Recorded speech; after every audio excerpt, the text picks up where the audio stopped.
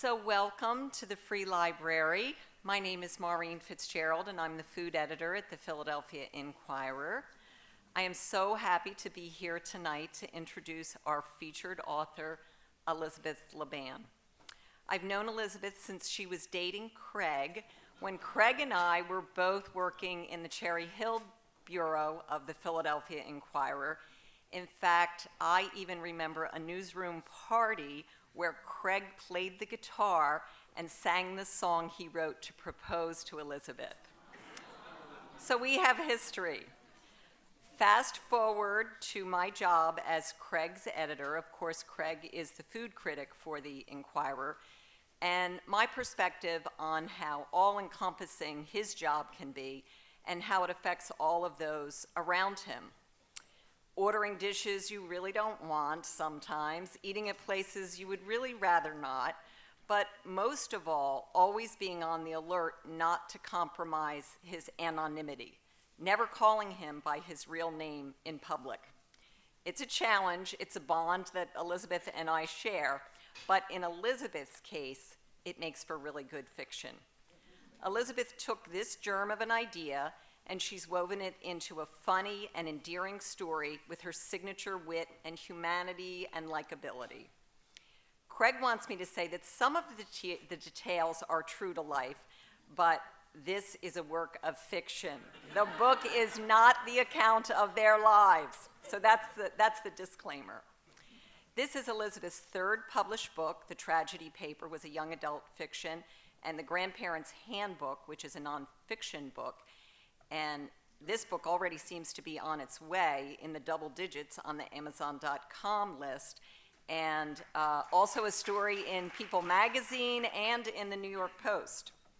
Elizabeth lives in Philadelphia with her husband Craig and their two children, Alice and Arthur, who are here somewhere. Elizabeth is being interviewed tonight by Jennifer Weiner, who of course needs no introduction. Jenn is a former Inquirer colleague who's turned herself into a mega literary superstar. #1 New York Times bestseller. She sold over 11 million copies of her books, been on every TV talk show, had one of her books turned into a movie, of course, In Her Shoes. She's also a dear personal friend of the LaBan family who's been an extraordinary advocate and mentor for Elizabeth's career at every step along the way. She was, in fact, among the first readers of the restaurant critic's wife. So without further ado, I introduce to you Elizabeth LaBan and Jennifer Weiner. I am so glad to be here with my friend Elizabeth. This has been a long time coming, and we'll talk a little bit about that. But because it's you, I have to ask, what would you say are the top 3 things you're worrying about right this minute? I would say I hope everybody is having fun. I don't want anybody to be bored. And I'm afraid this microphone's going to fall over. Right, and electrocute us all. Right. And that I'll spill water. Those are probably my top 3 at the moment. All right. I mean, I think I got my first real sense of who Elizabeth is as a person. We were going swimming in a pond, a freshwater pond, and Elizabeth looked at it and said, "I wonder if there's sharks in there." True story. Yeah, that is a true story. That is a true story. So, so ever since then, I just like to sort of check in on, like, what the fears are. Is the sky going to fall? Is the earth going to open up? Is it terrorists? Is it fires? So I appreciate that. Yeah. Thank Well, you. I ask because I care. I know. So. I was going to ask you to read from the very beginning of The Restaurant Critic's Wife. Okay. Thank you. We're at a review dinner. Okay. Thank you all for coming. I'm so happy that everybody's here. Oh, yeah, that too. Thanks. Okay, so I'm going to read from the beginning. I am standing in a dark alley behind a restaurant. One hand rests on my pregnant belly, and the other shields my nose from the smell of rotting food.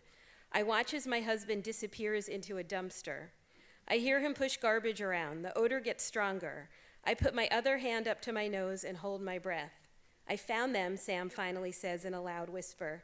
His bushy hair emerges, followed by the rest of his head.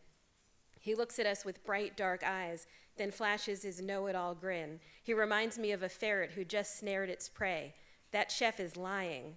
I glance at my mother and her old friend Elaine, our dinner guests, waiting impatiently on the sidewalk. My mother pats Elaine's light pink cashmere sleeve as I straighten my arms, still trying not to breathe, and offer them a weak smile. I can't believe this is happening. 2 hours ago, I imagined we would have a smooth evening at Via Rizzo, one of the trendy new restaurants on Philadelphia's Avenue of the Arts. When we walked in, my mother smiled warmly at the creamy marble floor and the crystal chandeliers. She nodded politely to the 2 trickling fountains that greeted us at the entrance to the dining room. She practically sighed with relief when she saw the well-dressed waiters. At first, I wanted to ask if she had worried that we would take her and Elaine to a dump. Little did I know we'd end up at one. So, as a little girl growing up, did you think you'd ever be a restaurant critic's wife? No, I don't even think I knew what a restaurant critic was until maybe high school. Okay. You know, when I started reading newspapers and hearing people talk about it. So no, I definitely did not. Okay, so how did it happen? How did it happen? Take us through the steps. Well, so Craig and I met before he was a restaurant critic, and but he did always love food and writing about food. And when I met him, he already had a degree from a cooking school, and we met in journalism school. So he did a great job of combining the 2 degrees and finding something perfect to do with them. Having said that, I didn't even know that would happen. We were both working at newspapers after we graduated from journalism school, and we moved to New Orleans, and he was covering, local government, and the restaurant critic left, and he applied and got the job. It was crazy and amazing. So what was your eating life like up to that point? Was he cooking for you? Were you cooking for him? Yeah. I have a memory of the first Thanksgiving we were there, so he was not the restaurant critic yet. And I think we ate in a lot more, I know, than we do now. And I remember we were going to visit his family in the Detroit area, and it was the night before, and we were all packed, and I remember saying, let's go out. There was a small, great Chinese restaurant not too far, and it seemed like a big deal. Like, we both said, okay, yeah, it's almost vacation, let's treat ourselves. And I think of that sometimes and how funny that seems, because now it's not as big a deal to go out. I still love it. Yes. I still totally love it, Yes. but we go more freely. Was he cooking for you? Were you cooking for him? Yeah, no, I think Were a you little bit feeling of both. judged? Were you feeling Yeah, judged is what I'm really going for So here. not then, and really not even still, even though he's a far better cook than I am. And I make a few things well, and he's very happy to eat them. And he's also very happy to eat the things I don't make so well, because it's a treat to eat at home.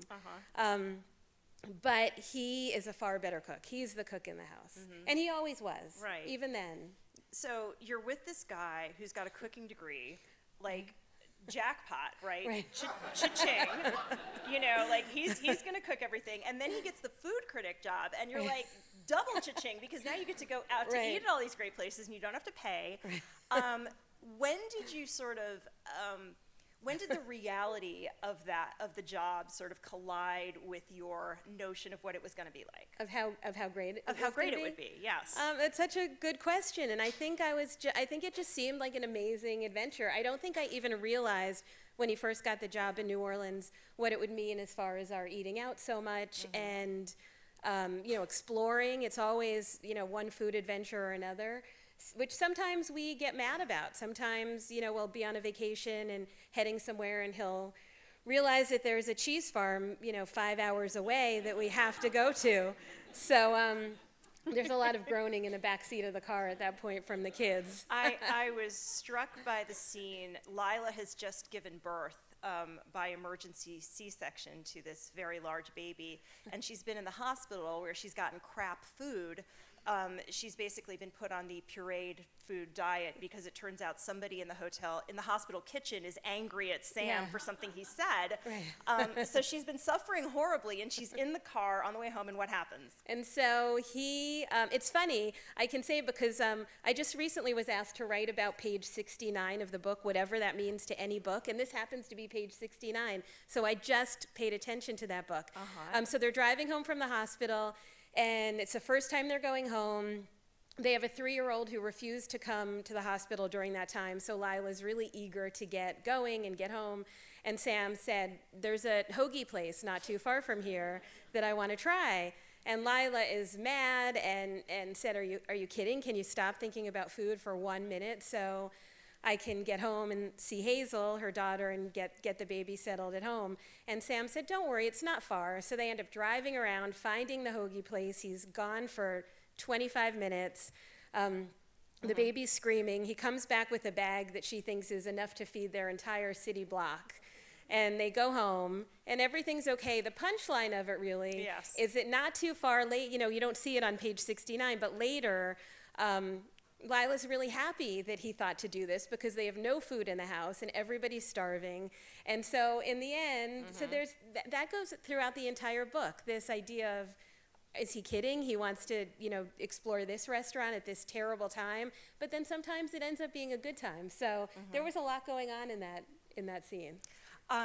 Which leads me to my next question, which is more of an observation. Sam's kind of a jerk. I know. I know that people are observing that, I should say. And that's been something that I've noticed in reviews and when I've talked to people. I have a lot of mixed feelings about that. Well, first, let me say, because it has to be said, that Sam is not Craig in any way. I mean, Craig is very reasonable and listens to me when I talk, especially if I really need something. He knows when he has to stop what he's doing and pay attention. So that's the first thing. But I would also argue that Sam is not such a bad guy. He's very focused on what he's doing, and it's hard to pull him away from that. But when he's not, he's there and he's present and he's listening. He's afraid of losing, what he hopes to, the tools that he hopes will help him do a good job. But he's mostly great with the kids. There's one scene when he doesn't want the 3-year-old to go to a birthday party because the people who are throwing it own a restaurant. So there, that does come up. But I think he's nice. And there's also a scene when they're driving back from the shore. They go to the shore so Sam can write about where to eat that summer at the shore. And there's a very nice exchange, I think, between them when Sam says, you're not so easy to live with either. Right. And she does some crazy things, and she's tough too. So I just want to point that out. Yes. And you're in her head, so I think you're rooting for her through most of the book. And I think, to your credit, you understand why Sam is the way he is. You understand his family, his insecurities about marriage, and his own mom and what happened there. Right. That being said, did you ever drive home from the hospital and have to stop at a hoagie place? We did. We did. That's true. And okay. But they were really good hoagies. Well, in that case, all is forgiven. It's true. And sometimes when we get hoagies, I say, is that the place where we got hoagies when we were driving Arthur home from the hospital? That is true. I mean, what would you say is the most disruptive food has ever been in your life? Oh my gosh, that's such a good question. I mean, I would say just when the kids were really little and Craig had to eat out a ton, it was so much harder than it is now. I mean, when they were tiny and I had to be with him all the time, and I was already feeling overwhelmed separate from that. So I think probably that, and also I did say recently when I was thinking about it in one of the Q&As somebody asked me to do, that if Craig is writing a story about pie, for example, we'll eat pie for a week, for all meals, all different kinds of pie. Which sounds fantastic for like a day, and then it's like, oh my God. So now I'm repeating that because I wrote that, so now I keep repeating that. If he's doing a story about whatever, I keep saying, if my husband's writing a story about whatever, spaghetti, we might eat spaghetti every meal for a whole week. So it's good at the beginning, and I'm always open to it, but then by the end of the week, we always say, I don't want to have that for a long time. Right. Possibly ever. But really, it's not so bad. Yeah. I mean, so tell me about you as an eater. Like, what would your eating life be like if you weren't the restaurant critic's wife? Would it be just like toaster waffles and? I do like toaster waffles, but See, you know how lawyers are never supposed to ask a question they don't know the answer to? Like, I do. I know about the toaster waffles, Yeah. Elizabeth. I do really like toaster waffles. The brownies from a box. And I do. Yeah, It's right? hard to make better brownies. My daughter is a baker, and she can make great brownies from scratch, but I cannot. I prefer I've Duncan Hines. Well, it's funny. I mean, no, I have nothing against a Duncan Hines brownie, but it's funny because, you know, I think like for our generation where parent is a verb, you know, we're like reading those labels for like the high fructose corn syrup and the partially hydrogenated whatever, and like, and our mothers, or at least my mom, is just like, you ate all that stuff, you know, and you're turned just, out fine. You turned out fine. Yeah. And I'm like, well, how much better could I have been if you'd given me, you know, the organic milk, you know, right? But it's interesting, like, and I wanted to ask what your kids are like as eaters. Like, what has this? Do they have like the most advanced palates of like any children? They have great palates. I think their palates are more advanced, really, than mine. My daughter will try anything, and my son will. I mean, you know them. Arthur will mostly eat anything. Or try anything, and I still like some fast food, and I'll go when I'm alone or with a neighbor. But my kids will not. Do you have to hide it? Do you have to like put the I Chick-fil-A usually stuff confess. like deep in the trash can? No, I usually will confess. Okay. That I had it. What is your guiltiest pleasure? Like, what are you the most ashamed to tell Craig that you had? You can tell us. It's okay. Well, there are a few, but I would say, can I say Pillsbury cinnamon buns? Sure. And also McDonald's. I do like McDonald's. And I also like Sour Patch Kids. Yes, those are delicious. Those are tasty. Yeah. I mean, there's a reason this stuff like tastes so good. You know, they sprinkle addictive chemicals in it. I know, that it's makes terrible. you crave it fortnightly. But having said that, my kids really don't like any of that stuff. Wow. I can talk them into Pillsbury cinnamon buns sometimes. But are they just like, these aren't, you know, from Tallulah's or something? Yeah, like, no, they just want, I don't know, they just want other things. I don't know, they just don't have a taste for it as much. It's interesting. That is interesting. One of the things I love about this book is, well, let's talk about the journey, okay? I mean, let's talk. If there are any aspiring writers out there, and I hope there are, because I think that this is honestly one of the most encouraging stories about sort of manuscript to publication of anyone I know. I mean, it is a real testament to your persistence and your agents too. Yeah. So like, all right, so tell the story. It's 2006. So 2000, I think even before that, you read the first draft. Right. So, because 2006 was when I found my agent, which was so lucky. So if Arthur was born in 2001, I probably started at 2002, probably. He was an infant sleeping when I started playing with different ideas and scenes. And I remember you and I talking about it when I was pushing Lucy in a stroller, and she's 12 now. Yeah. So yeah, let's do the math. Definitely. Do the math. Yes. So, so this book has gone through so many different drafts. Many of which you read, so many different plot twists, things that were put in and taken out, just sort of in an effort to beef it up. And I think also part of the journey for me was making sure that Sam and Lila were different from me and Craig, to sort of find that place where they were different people, and I had to go through that journey. So I found my agent in 2006 with a very old manuscript, very old draft of this book, and he loved it enough. I mean, you were always so supportive of these characters, and he too loved it at that time and took me on, and we tried to sell it then, a very different version. And it was rejected. What was different about that version? I mean, I think there were crazy versions. I mean, well, there was one that had a whole, there were different things that were, there were versions where people came after Sam and his family because they weren't happy with things that I don't think worked well. And I think, I don't think I would want to publish that. I mean, I would have at the time, but I don't want to give anybody any ideas. So there were crazy things like that. There was a whole postpartum depression part that I ended up, that I liked that. It made it interesting, but I don't think it was necessary. I think Lila's struggle and journey is enough without that. And that also was a bigger part because it sort of went back to her family. And so that was in many different drafts that I ended up taking out. And then there would be years when it would just sort of sit and I would work on other books and then pull it back out and write an entirely new draft. So 9 years later, it turned out to be this amazing experience where it was good enough that Jody Warshaw at Lake Union bought it, and it's just been amazing. And I feel that even though I would have loved for it to be published that first month that we sent it out, I do feel it's a better book now. Yeah. Having said that, anybody starting to write a novel, it doesn't mean you're in for 9 years and 30 drafts. I don't mean to say that. Sometimes it's much quicker.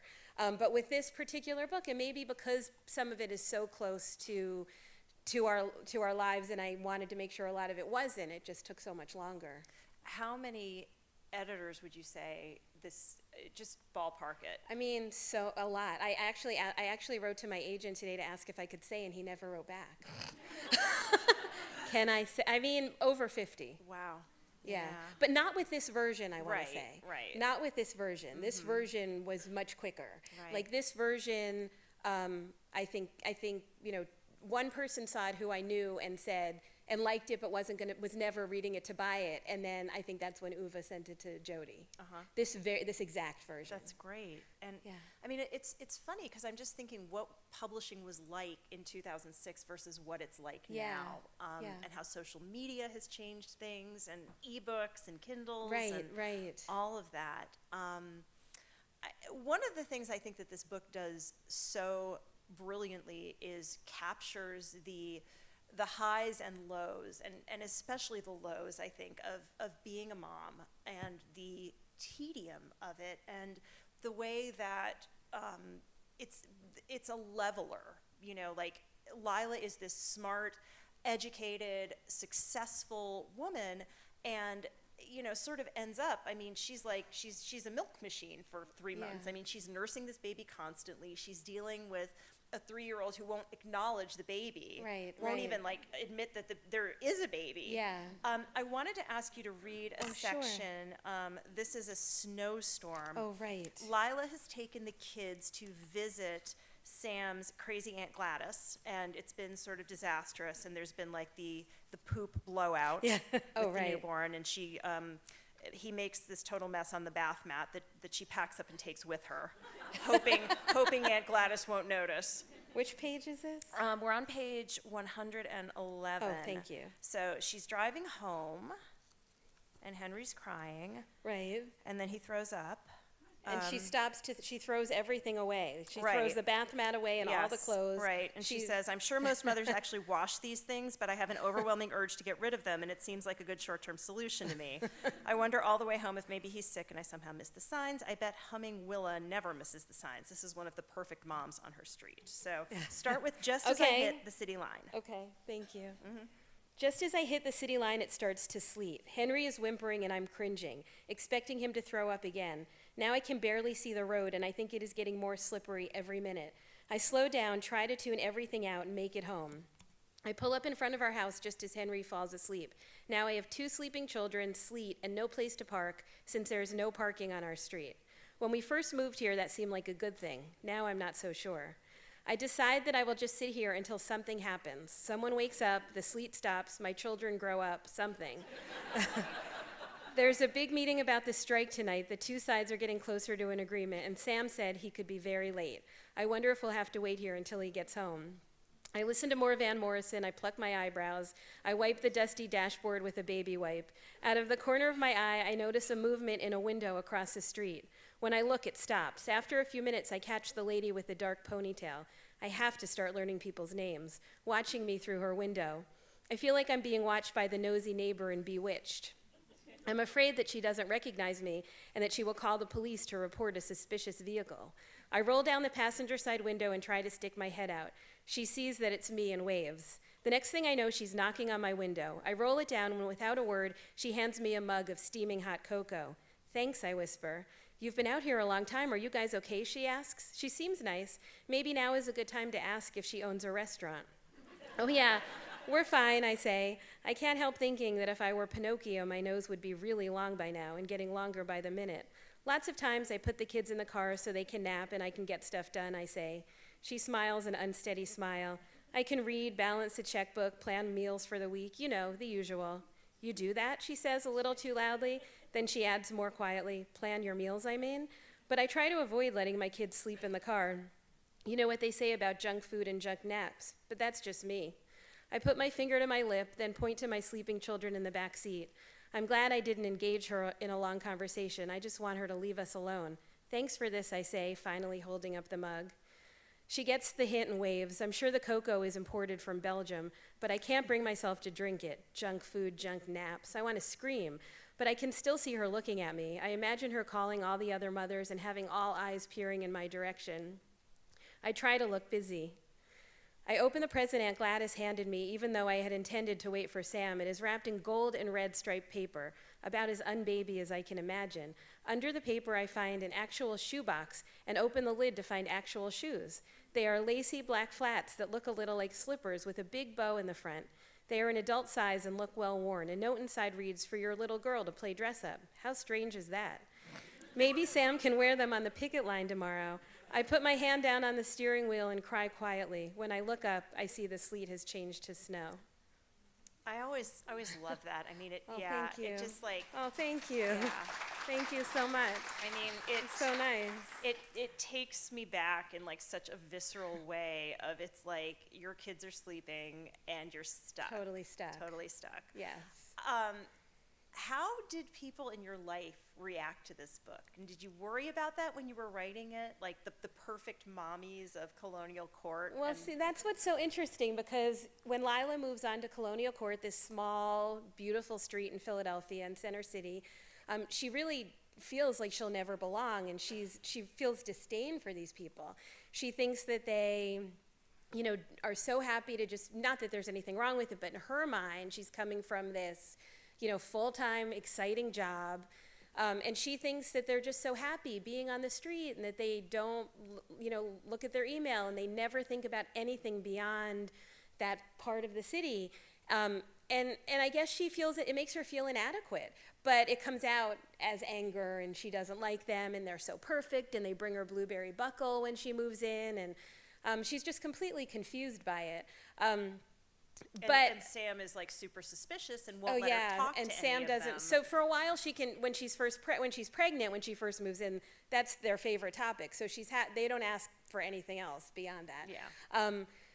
But things change as she's on the street, and she learns a lot about the people. And of course, nobody is just one thing. So you know that sort of changes as she's there. But she feels angry. So when she first moves in, so. Did I worry my neighbors would be mad? I guess I hope they read beyond that part and see what happens. Right.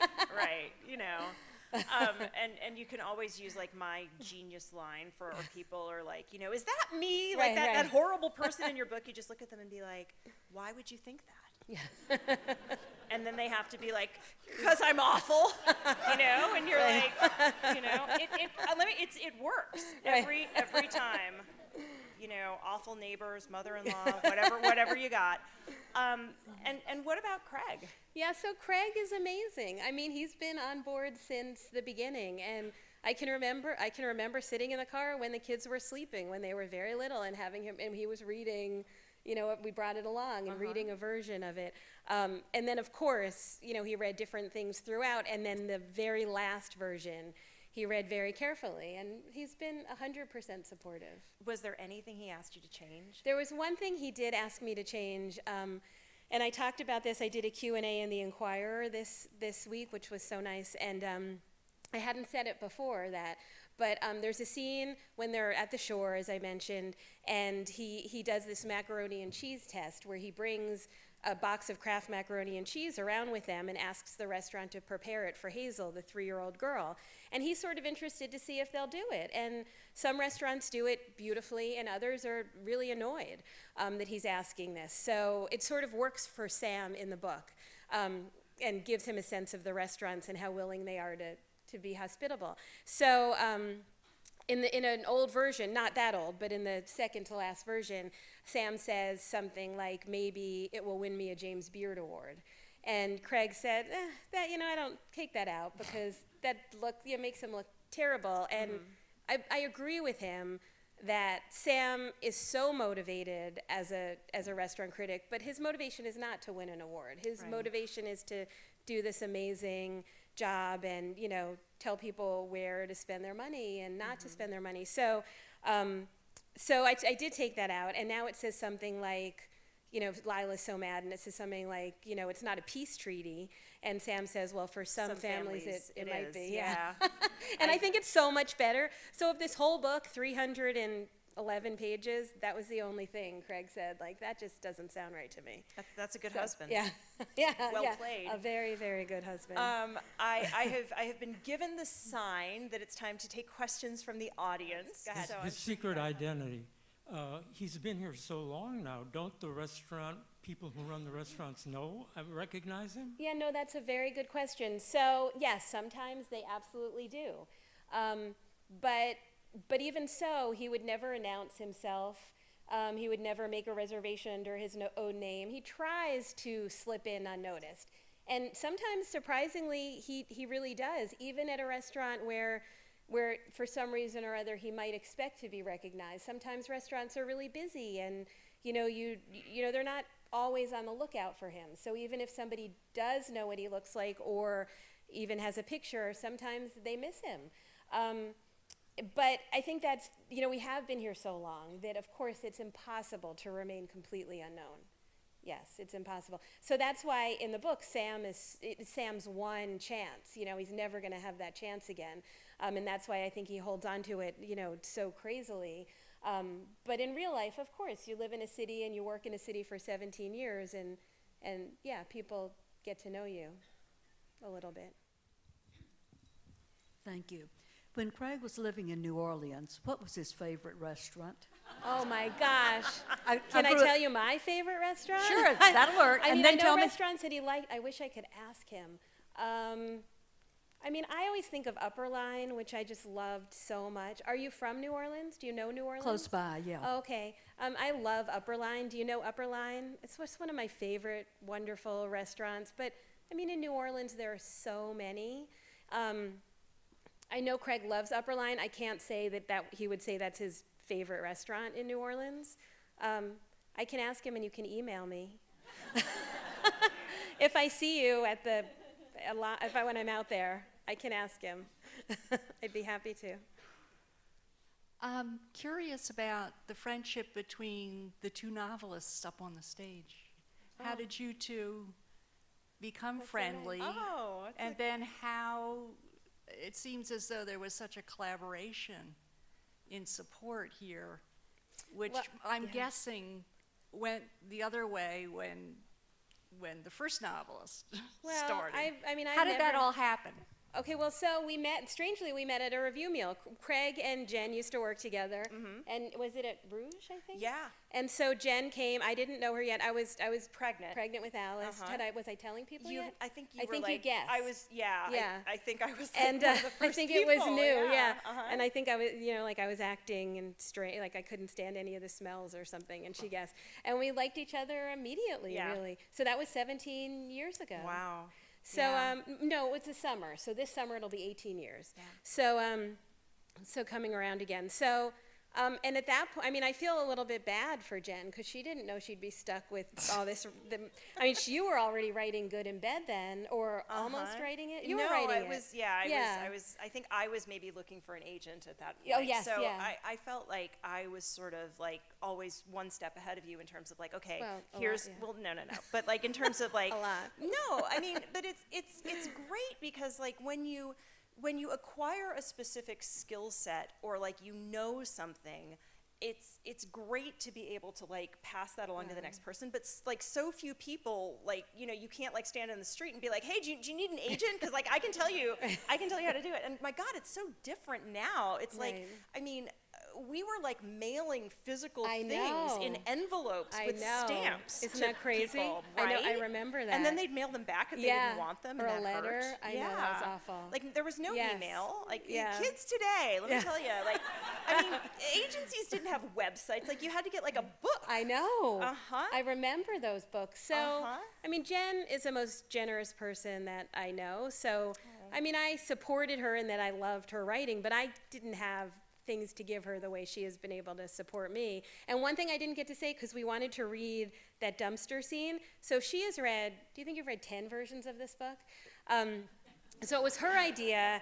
That dumpster scene was deep in the book. And it was Jen's idea to put it at the beginning of the book. And that was a great idea. So and so many other great ideas that you've had. So, you. but that's one I can think of, very specifically. So, I mean, you've helped me every step of the way. Oh, thank But we you. also really like you. I mean, I really Yeah. like being with her. It's not Yeah. just that I always want to talk about writing. I mean, she's like my nice friend, like you're the one who's just like everyone gets the benefit of the doubt, like everything's good, and I'm just like this awful, cynical, That is like not mean. true. Well, but you're afraid of everything. Like this is, I mean, like honest to God, like you worry about like botched circumcisions and just like random. But who wouldn't worry about random that? Stuff. That's something now I do too. who wouldn't worry I'm about like that? looking at men, and I'm like, I hope it all went okay. I don't know. It's crazy. No, I mean, you are hilarious. Well, Like, thank you. You don't always mean to be. Most of the time you do, but no. And Well, thank you for honestly, saying like that. it's great when good things happen to you, but I think it's really great when good things happen to people you love, and you get to feel like you've been some small part of that. So, like, I remember when your first book was, well, it wasn't your first, it was the tragedy paper, Yeah. and like we had that party, Oh and my like, gosh. I mean, that was Well- like one of the happiest like nights of my writing life, I think, Well, because it was so amazing. Jen threw an incredible party that was just so amazing. So, I mean, just and like everyone was there. It It was was like great. a book bat mitzvah. it was It really, was really great. fantastic. It was Yeah. very special. Yeah, but I mean, writers are special people, and it's nice to have somebody who gets you. It's nice to have somebody who's a passionate reader, because you and I like read and Yeah. recommend books to each other all the time, true. and like, but someone who gets it, someone who understands if you're like trying to figure something out about a character, or you're really stuck with a scene, or like your agent just gave you more revisions, Yeah. or like whatever it is, like you get it, Right. and that's nice. So I'm actually really disappointed because I'm almost at the end of the book, and I want to know what's coming next. Oh. What are you working on? I'm working on, I'm working on another YA book. Well, it's pretty much finished, but it's sort of I'm still trying to make it as good as it can be. But the thing, I'm also very excited about another women's fiction book that I'm working on. I don't want to say too much about it yet. But it's really close to almost being ready to show to my editor. Who knows if she'll like it? You never know. So this is the really glamorous part of being an author, where you're on stage and doing interviews. Can you tell us about sort of the long, lonely, alone part, your daily life? We hear about Jonathan Franzen tying himself to the chair and jamming his internet port. I would like to tie Jonathan Franzen to a chair. Wouldn't we all? And then I would like to drop the chair from a very great height. All right, And so a bad example, but okay. how does Elizabeth LaBan sit down every day and write? Well, so you say this is glamorous and it's amazing to be with Jen, but actually this is so nerve-wracking for me. Like it's much more comfortable to sit in my house at my dining room table alone and write. Nobody is talking to me. I mean, I like talking to people, but but like that's very comfortable for me. So this is where I sort of have to gear up, and I mean, it's amazing to do this. This is fun because I can be with Jen and you guys are here, but this is what I find harder even. Having said that, I'm not so disciplined. I just try to write as much as I can each day. Sometimes days go by, and if I'm really into something or toward the end of a draft, then it's much easier to put to force myself or to happily go to the computer. But I don't have a routine. Jen has a much better writing routine than I do. Yeah. I mean, if you want to say about, No, she's much better than I am as far as being organized and disciplined. Yeah, I think so. But I I think that both of us would agree that like journalism really helped. I mean, I think that there are writers who will really romanticize the creative process and be like, oh, I can't just sit down and write. I have to wait until the muse whispers in my ear. And it's like, men say that. But no, I think like if you were a journalist and you're used to writing on deadline, and I think also if you're a mom and you're used to sort of writing around your kids' schedules, like you write during nap time or you write when they're in preschool or in school or play dates or whatever. I mean, I think that's a kind of discipline, is just learning to find the time when you don't have all day. It's true, and that mentioning the newsroom and working in newsrooms, I think, has allowed probably both of us to be able to work in chaotic places. Exactly, yeah. So, I mean, if your kid needs something, you have to, it's not like I'm ignoring everyone, although my kids would argue that I do ignore them sometimes. I can see them looking at me and, just don't look at your computer for 5 minutes. But if they're there playing and noisy and they don't need me at the moment, I can write through any kind of noise, or I'm not bothered by that at all. So you work at home in the dining room? I sit in the dining room. Sit in the dining room, laptop. Yes. What time of day? Usually I get more done in the morning. Yeah.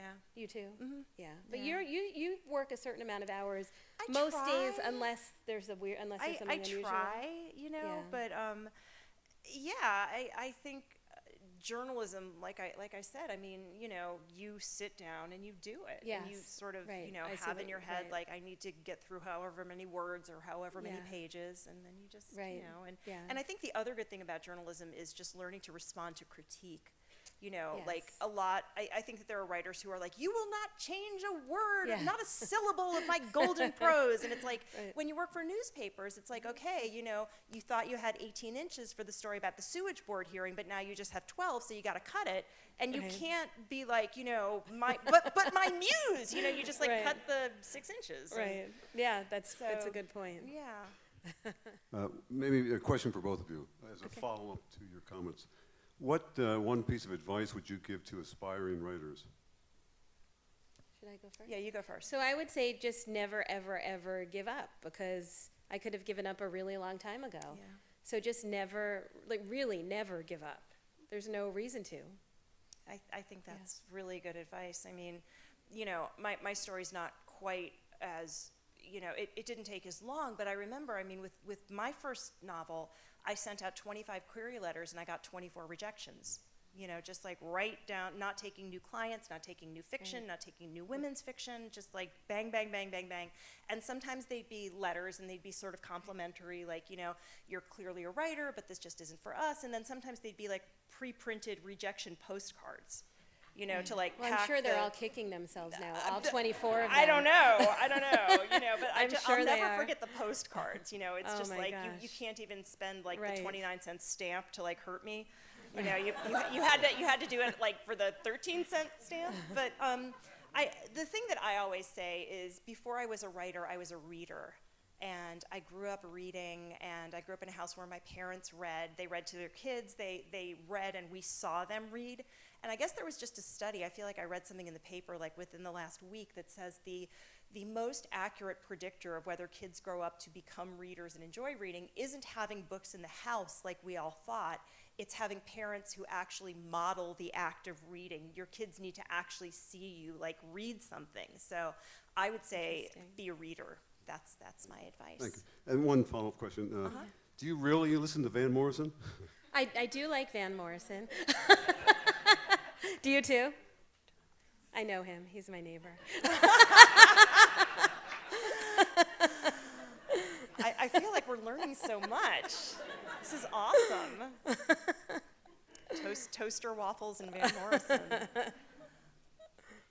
I wanted to ask, have you ever had like a restaurant person like lobby you for a good review, or try to influence, like try to get to Craig through you or through your kids? I don't know if I'm allowed to say this, but there is one restaurant that is not, it's not there anymore, and I would not name it, that I hope Craig isn't going to be mad that I say this, that I personally liked. Right.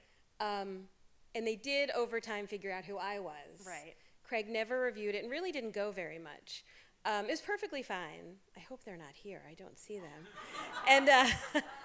And they one time said to me, "Where are my bells? I want my bells." And I was surprised. So, but that was different, and then it was okay. I just said, "Oh, I don't have anything to do with that." Right. They were nice to me. Other than that, I mean, maybe without my realizing it, people are nice to me, and Okay, I need to tell you that this has been like the long con, and I'm opening a restaurant, and I'm just really hoping, but that's really funny. But in the book, like Lila's always getting free stuff. Like people are like handing her like free coffee cakes and like right. Like she does get lobbied. Yeah. And I thought that was so interesting. Like she has a friend. Oh, I see what you're saying. Right. Her husband owns a restaurant, and she goes over for a play date, and the woman's like, "Oh, we're just gonna bring in lunch," and the truck rolls up, and the husband is like wheeling in like trays of catered food from the restaurant. Yeah, that hasn't happened to me, but that sounds really good. Doesn't it? I know. And they also bring a cooler of cold Coke, yes, which is my they favorite. Know that you like that, right? Yes. I never knew that's in the book. I never knew there was a difference between the Mexican Coke and the normal until I met you. Until I met you. That's my other guilty pleasure. I did not know that. It is a thing. And I have to ask also is it La Noix? Am I saying that right? I think so. Okay. I write it, but I don't say it that There's often. a very fine French restaurant that gets reviewed in the course of the book, and Lila likes Sprite. And so she talks about they were going for their second meal, and she asked for a Sprite, and she talked about the first time she asked for the Sprite, and saw a waiter like sprinting across Walnut Street to the Wawa to like get the Sprite, and she's like, "I don't tell Sam this." Yeah. Like, did that ever happen? Not like that, no. But I do have a memory of some straw event. I think so too. Were you with us? I think it was. I'm trying to remember what it was. Fan, and I think that like somebody there was actually a straw like thing. ran to Wawa to get something. That might have really happened. I think it did. I think all these years later. There are a few things that that really did happen, but most of it's fiction. Right. Plausible deniability. Words to live by. Okay, we're gonna. I hadn't been thinking about this before, but it occurs to me quite a lot that the restaurant business is such a difficult business, and that even if you have everything about the restaurant perfect, it's still very, I would think, high stress for the people who have undertaken that, that project. So don't you sometimes want to cut them a break just to see, I mean, when a restaurant succeeds, even if it's not that great, it's helping the neighborhood. I mean, it's not just a black and white thing about the food. Well, I mean, it touches on other issues that are important, and it's I can political, see that. like everything. So I think, I think I can't really answer this for Craig because he would have to answer it. But I think what he would say is he's really writing for the consumers, for the people who go to restaurants and spend their money. And it's never personal. I mean, he never wants to see a restaurant fail. I can say that 100%. And of course, restaurants are good for neighborhoods. But I think, and I know he's writing for the person who is, maybe spending, their $300 bonus on a restaurant, and he's trying to see if it, decide and let them know. They can, of course, make their own choice once they read his review, take it or leave it. But if it's worth it based on the way he, sort of sees a restaurant. So no, I don't think he can. I mean, I think working in a restaurant must be brutal. People work very hard. There's no question about that. But he's not. He doesn't want to knock anyone down. That's never his goal. But if a restaurant is not, succeeding, or the food is really not good, he's just gonna, talk about it in his review. But he has the customers and the people who are spending their money in mind, certainly. But he's never meaning to shoot somebody down. I mean, he's always disappointed when a place isn't. I mean, he always hopes. He always goes in hoping it'll be great. without question. I was thinking about that just before I left. The New York Times just reviewed Per Se again. Did you see that? No, I didn't see it. I'll look for They it. panned it. I Oh, think it interesting. went from 4 stars Oh. to 2. Oh, I'll the look guy for said it it. was just terrible, that the service was awful, the food wasn't good, and just basically it's this $400 meal that should be perfect, and Yes. it wasn't. Yeah. And it was just, I think, a classic case of Interesting. sort of, you know, if you're going to invest this kind of money and this kind of time in like a 7-course tasting meal, you know, I mean, and it was brilliantly written. I mean, it was a brutal takedown, but you know, it was really. Oh, that's so. Oh, yeah, I want to see it was, that. I'm it was interested in fascinating. that. It was just posted, and of course, everybody on Twitter is sort of going nuts about it. And Wow. it's Oh, yeah, interesting. yeah. I want to look at it. I'll look for that tonight. All right, one more. Well, there was a lot of talk about being a mother and the children. And I work with children, and one of my favorite children is your daughter, Thank you. obviously. I know her too. And Thank you. I did ask her this question right before it all started, but she didn't know how to answer. Oh, okay. And maybe you can. How is it to be a daughter of not 1, but 2 stars in the family? Thank you for saying that. I cannot answer that, except to maybe say I'm not a star. I don't. I'm so happy to be here, but probably it drives her crazy that people know us locally. But I don't know. But thank you for saying that. All right, I thank everyone thank you for guys so coming. much for This being was here. Fantastic. Thank you. Thank you.